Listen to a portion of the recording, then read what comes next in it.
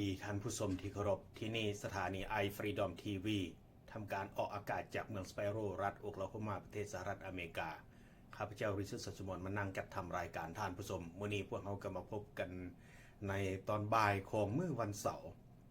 เป็นช่วงระยะเป็น special version ท่านผู้ชมที่เคารพในมื้อนี้ทางข้าพเจ้าก็อยากมีบางอย่าง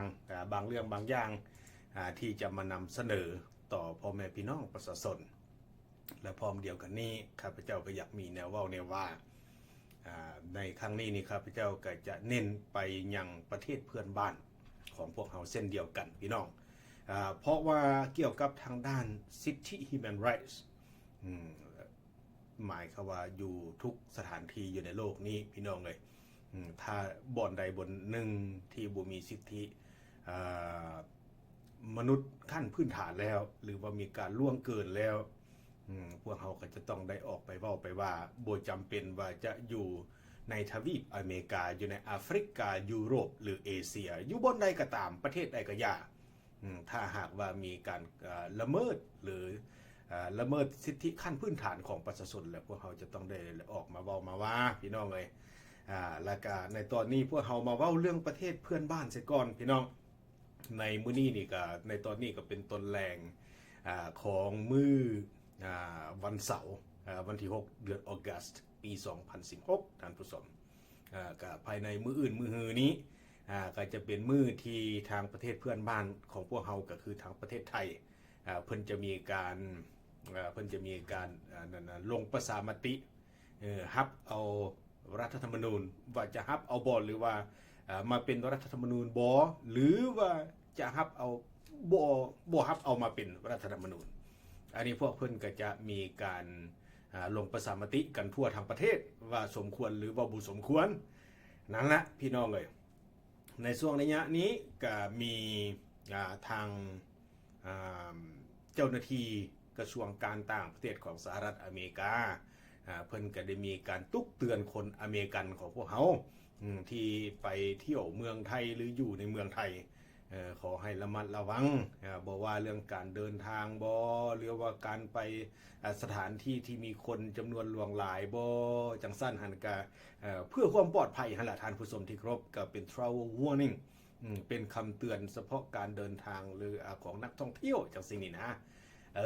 อันนี้นี่ก็มีหลายประเทศเด้พี่น้องที่พวกเพิ่นก็มีการเตือนประชาชนของพวกเพิ่นเดินทางด้วยความระมัดระวังจังซั่นหั่นเพราะว่าพวกเฮาก็บ่ฮู้ได้ว่าสิเป็นจังได๋ว่าซั่นซะแต่ในช่วงระยะที่พวกเพิ่นจะมีหั่นก็เพิ่น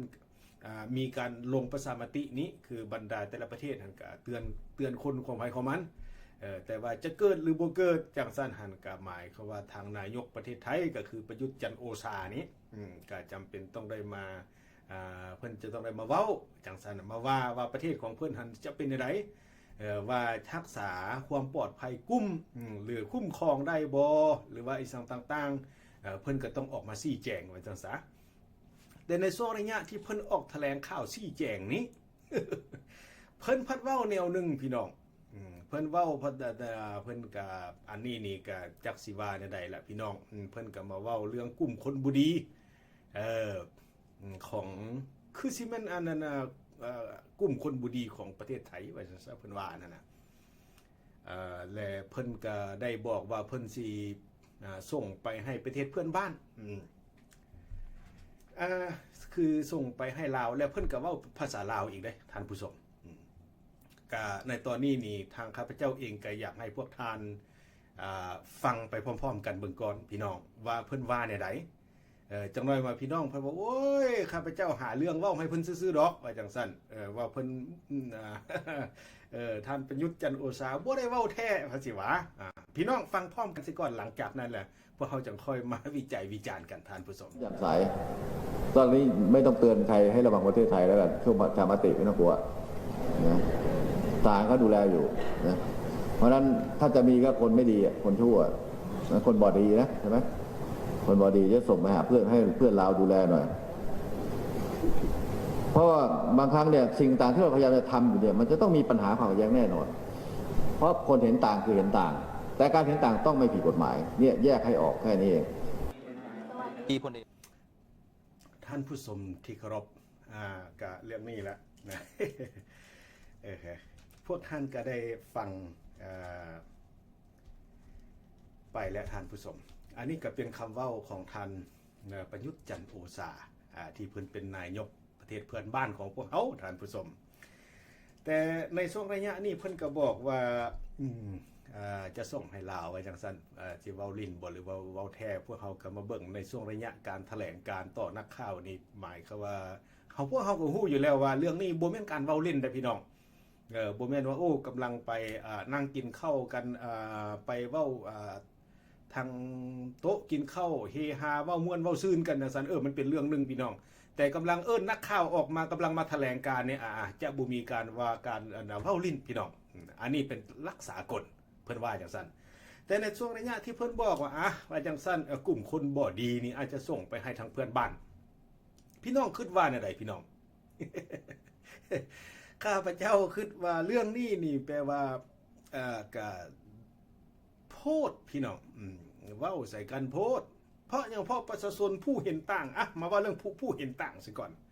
มานี่ไผสิเห็นต่างนี่ก็เห็นได้แต่ว่าบ่ให้ผิดกฎหมายมันหมายความว่าหยังอันนั้นน่ะข้าพเจ้าบ่เข้าใจพี่น้องสาเหตุที่บ่เข้าใจนี่เป็นจังซี่คำว่าเห็นต่างนี่ยังมีผิดกฎหมายแล้วมันอันหยังหรือว่าความคิดเห็นต่างนี่น่ะเฮายังบ่ทันได้ลงมือกระทำนะเพียงแต่ความคิดเห็นต่างนี่ถือว่ามีความผิดแล้วซะบ่พี่น้องเพิ่นว่าเห็นต่างนี่บ่ให้ผิดกฎหมายจังซั่น พี่น้องเอ้ยอันนี้นี่ธรรมดาเลยความคิดเห็นแตกต่างนี่ก็หมายก็ว่าบ่ถือว่าเป็นการผิดกฎหมายเด้ตามธรรมดานะเป็นจังซั่นมานี่ถ้าหากว่าการกระทำแนวใดแนวหนึ่งอันนั้นหันเป็นเรื่องนึงแต่ว่าเรื่องการมีแนวคิดเห็นมีแนวคิดเห็นต่างนี่จะบ่มีการที่ว่าจะไปกระทบกระเทือนต่อกฎหมายเพราะเป็นแนวคิดหรือว่าจะบ่ให้คิดเลยเป็นไปบ่ได้ติพี่น้องอันนี้นี่ข้าพเจ้าขอว่าธรรมดาแล้วนี่พวกเฮาก็มีผู้มีความคิดเห็นต่างแตกต่างจังซั่นหั่นก็บ่ถือว่าจะเป็นความผิดความแม่นมานี่คันว่ามีความผู้คิดเห็นต่างแล้วนี้ว่าจังซั่นเพิ่นสิส่งไปให้ลาวเป็นหยังพี่น้องลาวเป็นบ่อนผู้ที่เป็นบ่อนที่เอาไว้ห้องรับคนเห็นต่างจากประเทศไทยวะข้าพเจ้ามาฟังเบิ่งท่านประยุทธ์จันทร์โอชาเว้าแล้วนี่ก็แบบว่าบ่คักใจปานใดแบบว่าเว้าให้คนของเพิ่นเองแล้วก็แบบเสียดสีไปยังประเทศเพื่อนบ้านคือประเทศลาวของพวกเฮาพี่น้องอันนี้เว้าในฐาน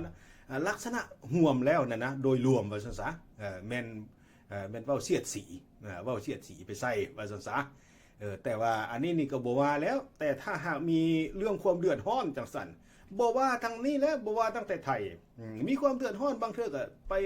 ขอหนีร้อนไปเพิ่งเย็นอยู่ลาวก็มีทางลาวพุ่นโอ้ร้อนหลายจังซั่นก็หนีความเดือดร้อนมาขอหนีร้อนมาเพิ่งเย็นทางไทยก็มีและอันนี้นี่หมายความว่าเรื่องกลุ่มคนบ่ดีแล้วแปลว่าจะเอาไปส่งให้ลาวจังซั่นให้เพื่อนบ้านเป็นผู้เทคแคร์จังซั่น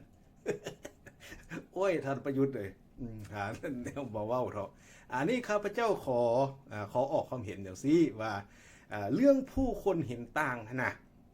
ข้าพเจ้าคิดว่าจะบ่เป็นการที่เรื่องผิดกฎหมายดอกเรื่องการคิดเห็นต่างหันก็ย้อนหยังก็ย้อนว่านี่นะท่านประยุทธ์อันนี้ข้าพเจ้าขอเว้าจังซี่1 บวก 9 เป็น10โอเคออกเลข10เหมือนกัน8 บวก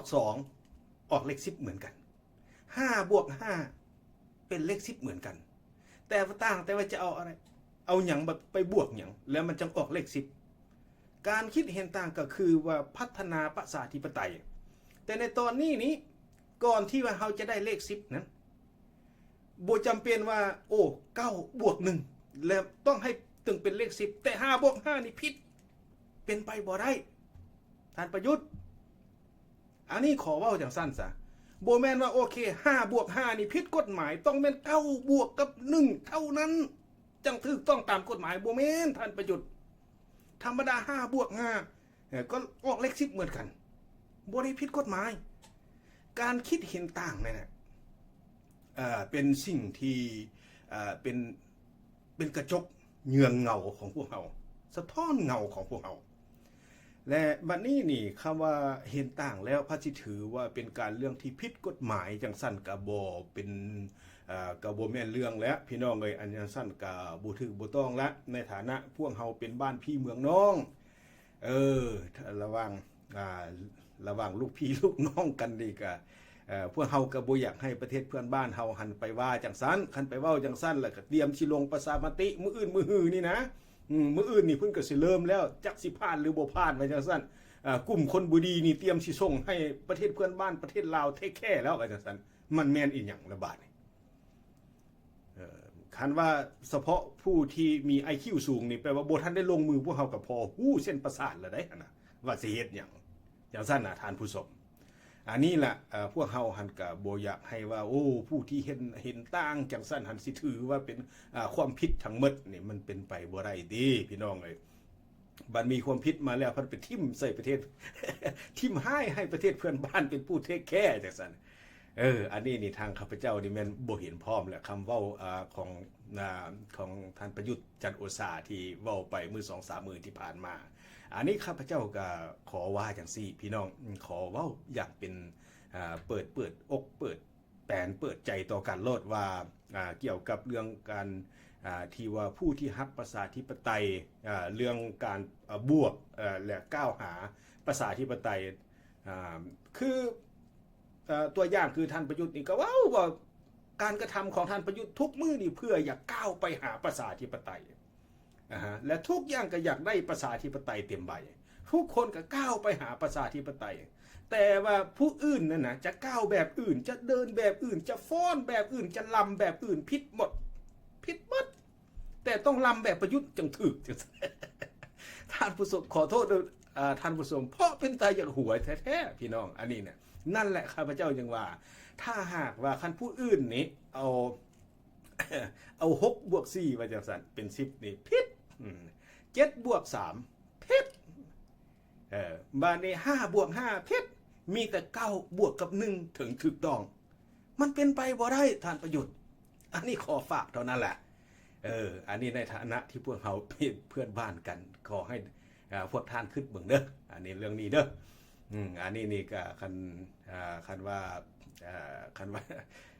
พวกท่านนะพอที่จะพิจารณาได้อยู่ที่สิ่งที่ข้าพเจ้าเว้าไปนี่จังสละพี่น้องเอ้ยอันนี้นี่ข้าพเจ้าก็ขอฝากเมื่ออย่างประเทศประชาชนประเทศเพื่อนบ้านของเฮาเช่นเดียวกันอันนี้นี่พวกเฮาก็ต้องเว้าไปตามความจริงแหละพี่น้องที่อยู่ในหัวจิตหัวใจของพวกเฮาฮู้สึกแนวใดสิ่งนี้สมควรดีอย่างสิเฮาสมควรเอาบ่อย่างสันเฮาก็เอาแต่คันสมมุติว่าบ่ดีว่าอย่างสันบ่ให้มีผู้ใดมาบังคับบ่มักก็คือบ่เอาบ่ชอบก็คือบ่กินจังสันพี่น้องเอ้ยอย่าให้ผู้อื่นหันมาบังคับอย่าให้ผู้อื่นไปซื้อจ้างอย่าให้ผู้อื่นมาตัวยั่วท่านเป็นผู้กรรมชะตากรรมของประเทศชาติของพวกท่านอันนั้นเป็นเรื่องสำคัญบ่แม่นผู้อื่นบ่แม่นวอชิงตันบ่แม่นเวียงจันทน์บ่แม่นเบจิงบ่แม่นปารีสหรือบ่แม่นลอนดอนบ่แม่นผู้อื่นแม่นประชาชนอยู่ในประเทศนั้นของพวกท่านนั้นเป็นผู้ตัดสินอนาคตของพวกท่านสิ่งดีให้พวกท่านเก็บเอาสิ่งบ่ดีอย่าให้ผู้อื่นมาตัวยั่วอย่าให้คนอื่นมาซื้อจ้างอย่าให้คนอื่นมาบีบข่มเหงพี่น้องนั่นคือชะตากรรมของประเทศของพวกท่านต้องตัดสินใจเอาเองสิ่งดีท่านก็หู้แล้วภายใน